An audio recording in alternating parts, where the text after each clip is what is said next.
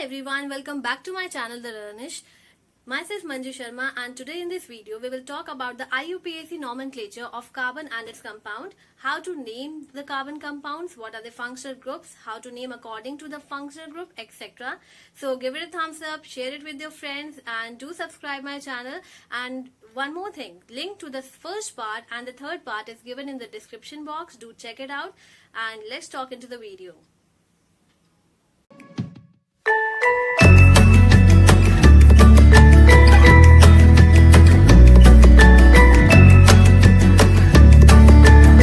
Hi everyone, तो इस video में हम पढ़ेंगे नॉमेनक्लेचर ऑफ हाइड्रोकार्बन्स के बारे में।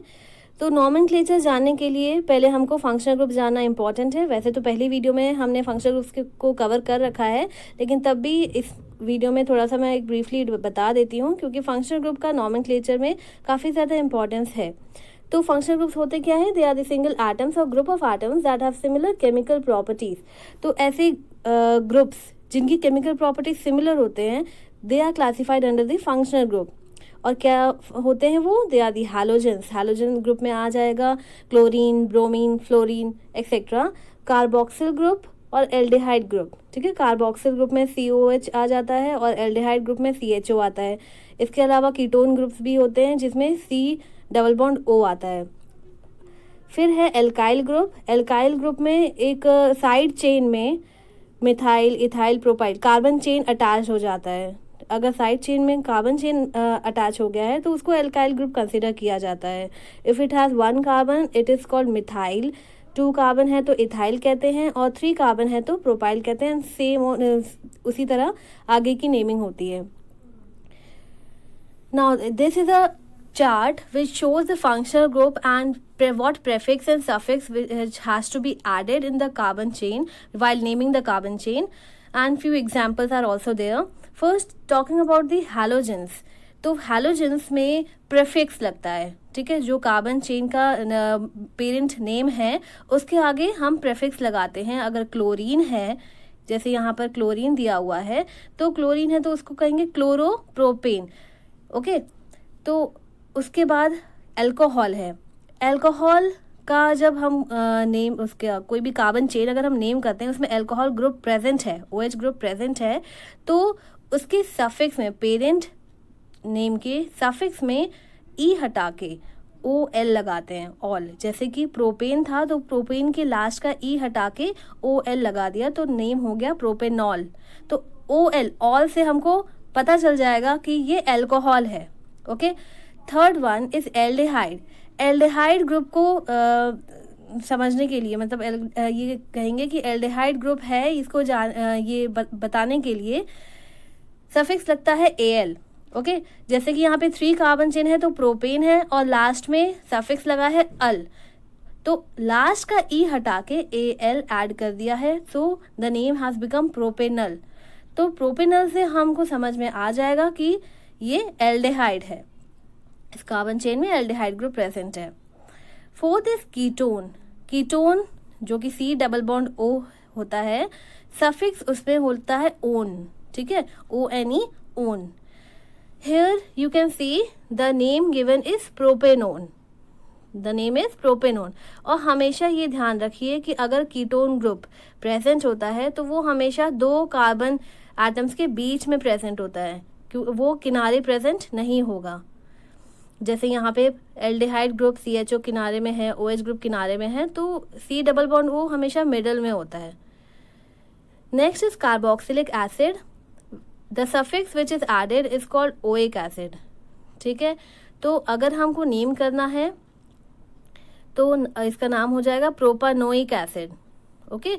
प्रोपेन का लास्ट का ई हटा के ओइक एसिड हम ज्वाइन कर देंगे, जिससे कि नेम हो जाएगा प्रोपेनोइक एसिड। तो हमको ये समझ में आ जाएगा कि हाँ, इसमें कार्बोक्सिलिक एसिड प्रेजेंट है।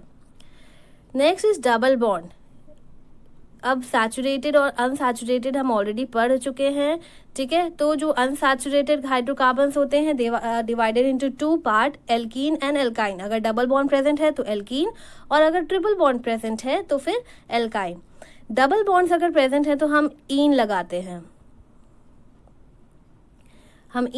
हैं, तो यहाँ पर देखिए 3 कार्बन चेन प्रेजेंट है तो फिर पेरेंट नेम तो उसका हो जाएगा प्रोपेन, बट प्रोपेन नहीं होगा क्योंकि इसमें डबल बॉन्ड प्रेजेंट है तो इसका प्रोपीन हो जाएगा।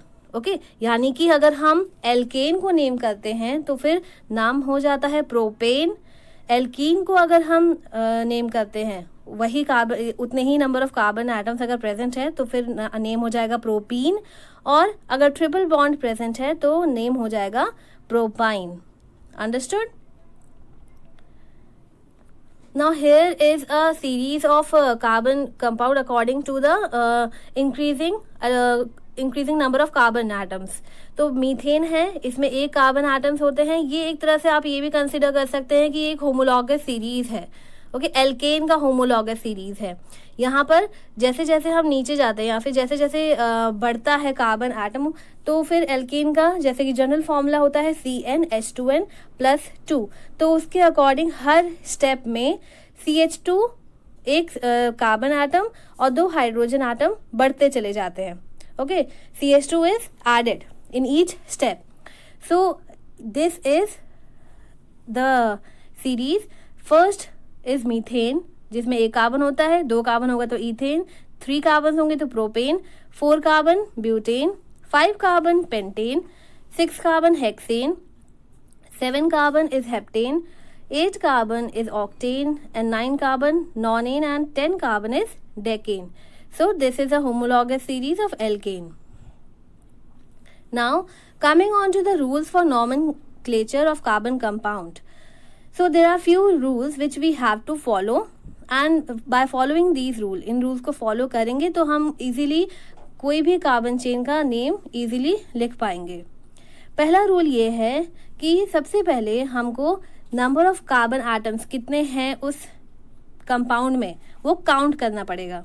ठीक है, जैसे कि मान लीजिए अगर कंपाउंड में 3 कार्बन एटम्स हैं तो फिर उसका नाम हो जाएगा प्रोपेन। ओके, अगर कंपाउंड में 4 कार्बन है तो फिर उसका नाम हो जाएगा ब्यूटेन। इस तरह से तो हमको पहले काउंट करना होगा।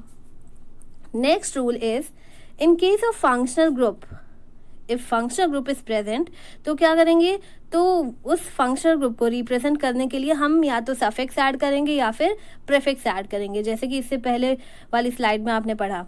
ओके, तो सफिक्स लगाना है और प्रीफिक्स लगाना है, उसी से हमको पता चलेगा कि हाँ उस कार्बन चेन में कौन सा फंक्शनल ग्रुप प्रेजेंट है।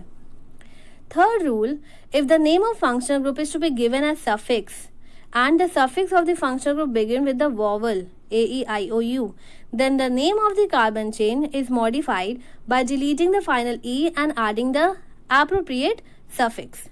तो जैसा कि यहाँ पर आप इस वाली स्लाइड में आपने पढ़ा, जैसे कि मान लेते हैं हम एल्कोहल की बात करते हैं। ठीक है, तो यहाँ पर जो पेरेंट कार्बन है, यहाँ पे 3 कार्बन है, अगर हम उसको नेम करेंगे, नंबरिंग करेंगे तो 1 2 3। ठीक है, और हमेशा नंबरिंग कहाँ से स्टार्ट करनी है, अगर फंक्शनल ग्रुप प्रेजेंट है तो जिस कार्बन चेन में फंक्शनल ग्रुप प्रेजेंट है, फंक्शनल ग्रुप अटैच है, उसको नंबर करेंगे 1, फिर सेकंड वाले को नंबर करेंगे 2 और थर्ड वाले को करेंगे 3। ओके, तो उसके बाद यहाँ पे सफिक्स है ऑल, तो ऑल लगाना था तो हमने प्रोपेन के लास्ट का ई हटा के OL लगा दिया, ज्वाइन कर दिया था। जैसे कि यहाँ पे एग्जाम्पल में भी मैंने दिया हुआ है, देखिए प्रोपेन का ई हटाएंगे और ये कीटोन का हमने नेम एग्जाम्पल दिया है। ठीक है, प्रोपानोन बन गया ये। If the carbon chain is unsaturated then the final ane in the name of carbon chain is substituted by ene और आइन।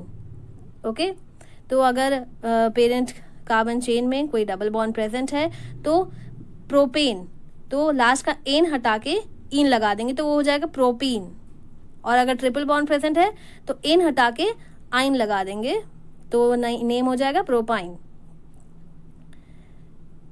कार्बोक्सिलिक एसिड है, कार्बोक्सिलिक एसिड में हम सफिक्स लगाते हैं ओइक एसिड, और यहाँ पर देखिए फर्स्ट इज मिथेनोइक एसिड, इसमें यहाँ पर C होना चाहिए, H की जगह यहाँ पे C होगा। ओके, तो पहला मिथेनोइक एसिड है, क्योंकि एक ही कार्बन होता है मीथेन में तो फिर इसमें सफिक्स ओई, बस मीथेन के आगे ओइक एसिड लगा देंगे, ये हो जाएगा methanoic acid. Next is ethanoic acid, उसमें 2 कार्बन चेन होंगे, नंबरिंग कैसे होगी 1 और 2, ठीक है। सेकेंड वाले में देखिए सिर्फ हाइड्रोजन अटैच्ड है, और फर्स्ट वाले में फंक्शनल ग्रुप है, तो नंबरिंग फंक्शनल ग्रुप साइड से होगी। This is now ethanoic acid. Next is propanoic acid, 1 2 3, okay. तो कार्बन 1 में हमारा फंक्शनल ग्रुप प्रेजेंट है, 3 है तो प्रोपेन हो जाएगा, और ओइक ये क्योंकि कार्बोक्सिलिक एसिड ग्रुप प्रेजेंट है तो फिर नेम हम लिखेंगे propanoic acid. Now next topic is chemical properties of carbon compound. जो हमारा नेमिंग था वो यहाँ पर कंप्लीट हो गया, और बस यही कुछ सिंपल रूल्स हैं जिनको फॉलो करके हम कार्बन चेन को नेम कर सकते हैं, और ये नेमिंग अक्सर एग्जाम में आती ही आती है। अब जो कुछ ऐसी केमिकल प्रॉपर्टीज़ हैं कार्बन कंपाउंड्स की जो इसमें हम पढ़ेंगे, पहला हम ले लेते हैं कंबशन, ठीक है। तो कार्बन कंपाउंड्स क्या करते हैं, they burn in oxygen to give carbon dioxide along with release of heat and light. तो यहाँ पर ये ध्यान दीजिए कि जैसे चारकोल होता है, ठीक है, चारकोल या फिर कोल होता है, सॉरी कोल होता है, तो कोल क्या है, सिर्फ कार्बन होता है, कोल इज ओनली कार्बन। जब वो बर्न करता है ऑक्सीजन की प्रेजेंस में तो क्या देता है, कार्बन डाइऑक्साइड देता है, और हीट और लाइट एनर्जी रिलीज होती है, ठीक। ये तो मैंने दे दिया एग्जाम्पल कोल का। उसका रिएक्शन पहला वाला है C+O2 gives CO2 plus heat and light. अब ये है मीथेन। मीथेन भी बर्न करता है ऑक्सीजन की प्रेजेंस में और देता है carbon dioxide, water, heat and light. Similarly ऐसे ही जितने भी कार्बन कंपाउंड्स हैं, चाहे वो मान लो कि प्रोपेनॉल हो गया, प्रोपेनल हो गया, ठीक है, प्रोपेनोन हो गया, कोई भी फंक्शनल ग्रुप अटैच हो, उससे कोई लेना देना नहीं है। बस अगर कार्बन कंपाउंड है और वो बर्न कर रहा है तो फिर वो कार्बन डाइऑक्साइड, वाटर और हीट लाइट एनर्जी रिलीज करेगा। अब यहाँ पर बात आती है कि कार्बन कंपाउंड्स तो सैचुरेटेड भी होते हैं और अनसैचुरेटेड भी होते हैं, ठीक है। तो अब ये यहाँ पर सैचुरेटेड और अनसैचुरेटेड हाइड्रोकार्बन्स का आइडेंटिफिकेशन भी है, ठीक है। कई बार एक मार्क्स के एमसीक्यू टाइप के क्वेश्चन में आ सकता है कि सैचुरेटेड हाइड्रोकार्बन को और अनसैचुरेटेड को कैसे आप डिफ्रेंशिएट करोगे। तो सैचुरेटेड हाइड्रोकार्बन जो होते हैं जब वो बर्न करते हैं वो एक क्लीन फ्लेम देते हैं, ठीक है, फ्लेम उनका एकदम क्लीन होता है। बट जब अनसैचुरेटेड हाइड्रोकार्बन बर्न करते हैं तो वो येलो फ्लेम देते हैं और काफ़ी ज़्यादा ब्लैक स्मोक प्रोड्यूस करते हैं। तो ये अनसैचुरेटेड हाइड्रोकार्बन का एक कैरेक्टर होता है कि जब वो बर्न करते हैं तो येलो फ्लेम देंगे और ब्लैक स्मोक प्रोड्यूस करेंगे। Next reaction is oxidation reaction. Oxidation reaction आप पहले चैप्टर में पढ़ चुके हैं, केमिकल रिएक्शंस वाले चैप्टर में, तो इसमें भी कोई परेशानी नहीं होगी। बस ऑक्सीडेशन क्या है, it is addition of oxygen to any substance is called oxidation. Substances which add oxygen to other are called oxidizing agent, like alkaline KMnO4 and acidified K2Cr2O7। यहाँ पर हम देखते हैं कि ऑक्सीडेशन किस केस में होता है कार्बन कंपाउंड्स में। देखिए एल्कोहल, ऑक्सीडेशन होता है एल्कोहल के केस में। एल्कोहल में ऑक्सीजन ऐड होगा तो वो पहले तो कन्वर्ट होगा एल्डिहाइड में। यहाँ पर एग्जाम्पल लिया गया है इथेनॉल का। इथेनॉल ऑक्सीडाइज हो रहा है इथेनल में, फिर इथेनल ऑक्सीडाइज हो रहा है इथेनोइक एसिड में। तो basically alcohol is getting converted into carboxylic acid और इंटरमीडिएट बीच में क्या है, एल्डिहाइड। तो ये कहेंगे कि ऑक्सीडेशन, एल्कोहल का ऑक्सीडेशन होता है तो फिर एल्डिहाइड बनता है और एल्डिहाइड का ऑक्सीडेशन होगा तो कार्बोक्सिलिक एसिड प्रेजेंट हो, कार्बोक्सिलिक एसिड फॉर्म होगा। अब यहाँ पर ये जो ऑक्सीडेशन हो रहा है किसके प्रेजेंस में हो रहा है, ये हो रहा है एल्कलाइन KMnO4। या तो एल्कलाइन KMnO4 होगा तब ऑक्सीडेशन हो सकता है, या फिर एसिडिफाइड K2Cr2O7। इन्हीं दोनों के प्रेजेंस में अल्कोहल ऑक्सीडाइज हो सकता है। Next is addition reaction. Addition reaction क्या है, सिंपल नाम से ही हमको समझ में आता है कि एडिशन मीन्स कुछ ऐड करना। तो यहाँ पर क्या ऐड हो रहा है, एडिशन रिएक्शन हमेशा अनसैचुरेटेड हाइड्रोकार्बन्स में ही प्रेजेंट होता है, ठीक है, उसी वही शो करते हैं। सैचुरेटेड हाइड्रोकार्बन कभी एडिशन रिएक्शन शो नहीं करेंगे। Unsaturated hydrocarbon react with hydrogen in the presence of catalyst to give saturated hydrocarbons, and this reaction is known as addition reaction। तो बहुत ही सिंपल है। अनसैचुरेटेड हाइड्रोकार्बन उससे chlorine से react कर रहे हैं कैटलिस्ट के प्रेजेंस में। यहाँ पर हमने क्लोरीन लिया है, बट हाइड्रोजन भी ऐड कर सकते हैं, ठीक है। जब हाइड्रोजन ऐड होता है एडिशन रिएक्शन में तो उसको कहते हैं हाइड्रोजनेशन। यहाँ पर क्लोरीन ऐड किया है एग्जाम्पल में। तो सिंपल है, अनसैचुरेटेड हाइड्रोकार्बन में जब हाइड्रोजन ऐड होगा किसी कैटलिस्ट के प्रेजेंस में तो वो सैचुरेटेड हाइड्रोकार्बन्स बनाएंगे और उस रिएक्शन को कहेंगे एडिशन रिएक्शन। अब कैटलिस्ट है क्या? कैटलिस्ट ऐसे सब्सटेंसेस होते हैं जो इन्हांस करते हैं रेट ऑफ केमिकल रिएक्शंस को। एग्जाम्पल निकल, पैलेडियम एक्सेट्रा। निकल और पैलेडियम ऐसे कैटलिस्ट हैं जो एडिशन रिएक्शन को होने में हेल्प करते हैं। अब ये एडिशन रिएक्शन इंडस्ट्रियली भी काफ़ी यूज़फुल है। कैसे? तो आपने देखा होगा डालडा। डालडा क्या है? वेजिटेबल ऑयल है। तो वेजिटेबल ऑयल को हाइड्रोजनेशन, उसमें हाइड्रोजन पास करवाया जाता है वेजिटेबल ऑयल में, तो फिर वो पहले तो अनसैचुरेटेड होता है, लेकिन जब हाइड्रोजन पास करते हैं उसके थ्रू कैटलिस्ट के प्रेजेंस में तो फिर वो सैचुरेटेड हाइड्रोकार्बन में कन्वर्ट हो जाता है, ठीक है, और डालडा का फॉर्मेशन होता है। तो ये है एक एडिशन रिएक्शन। तो बहुत ही इजी एग्जाम्पल मैंने दिया है। यहाँ पर एग्जाम्पल में देखिए क्लोरीन ऐड हो रहा है, ठीक है, ये भी एक एडिशन रिएक्शन है जो कि अनसैचुरेटेड हाइड्रोकार्बन अंडरगो करते हैं। Chlorine is being added to unsaturated hydrocarbon to give dichloroethane. Next is substitution reaction. Substitution में क्या होता है कि एक गया और दूसरा आया। The reaction in which less reactive element और molecule is replaced by more reactive element और molecule are known as substitution reaction. तो एक कम रिएक्टिव एलिमेंट निकल जाता है और मोर रिएक्टिव एलिमेंट उस कम रिएक्टिव एलिमेंट को रिप्लेस कर लेता है। Now substitution reaction is mainly observed in case of saturated hydrocarbons. Addition reaction हमेशा अनसैचुरेटेड हाइड्रोकार्बन में होता था और सब्स्टिट्यूशन रिएक्शन हमेशा सैचुरेटेड हाइड्रोकार्बन्स में होता है। Example is the reaction of saturated hydrocarbon in presence of sunlight with chlorine।